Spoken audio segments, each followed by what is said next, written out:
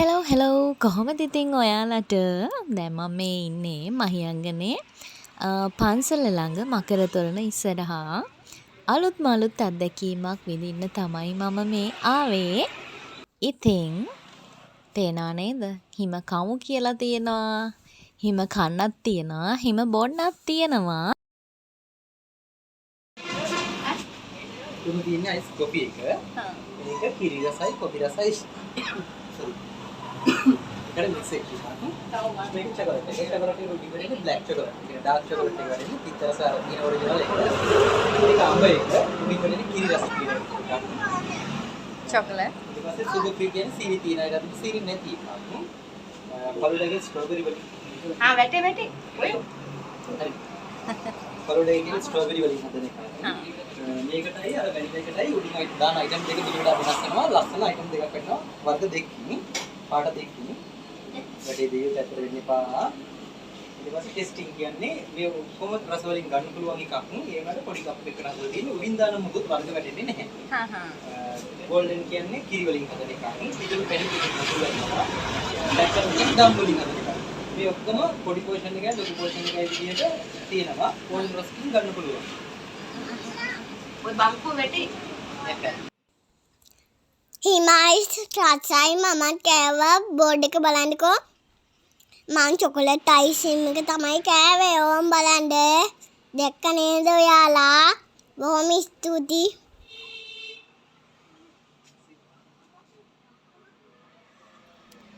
ඔන්න ඔය විදිහට තමයි අයිස්ක්‍රීම් එක හැදෙන්නේ. උඩින් දානවා මැෂින් එකට සිරප් එක. ඊට පස්සේ අයිස් කැට වෙලා ඔන්න ඔය ආකාරයට තමයි ලස්සනට කන්දක් වගේ අයිස් කන්දක් වගේ එන්නේ. හිම කන්දක් නේ. හිම කන්දක් කියමුනේ. හිම අයිස්නේ.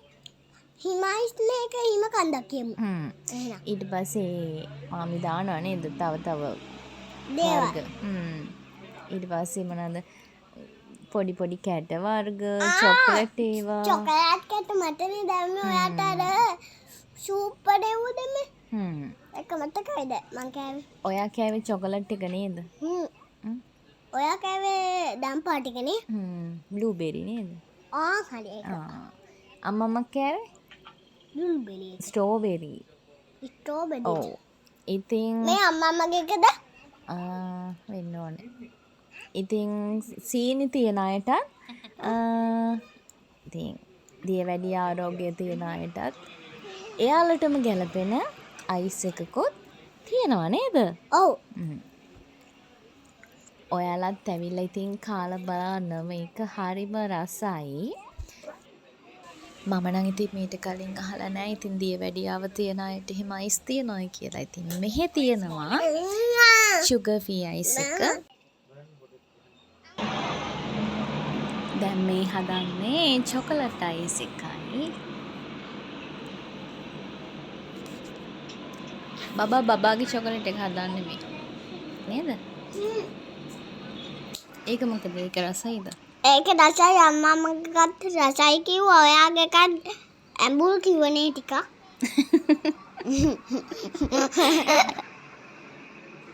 චොකලට් අයිස් එක හදන කම ඉතින් ළඟට වෙලාම බලාගෙන හිටියා නේද? මාමිගෙන් ඔය එක ඒවා ඉල්ලගෙන කාලා හිටියා නේද වදදිති? ඔව්. මාමිටත් අදයක් අනිත් ඒවාට සාපේක්ෂව ඊටතර ඉක්මනට දිය වෙනවා. මේ කාගේ එකද හදන්නේ? මගේ එක. බබගේ එක.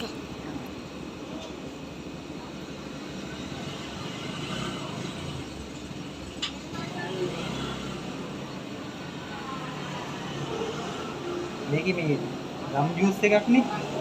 ඒකේ මේ උසු ගතිය අයින් කරන්න අමාරු. වතුර දැම්මොත් රස නැහැනේ. ඒ හින්දා වතුර දාලා වැඩක් නැහැ.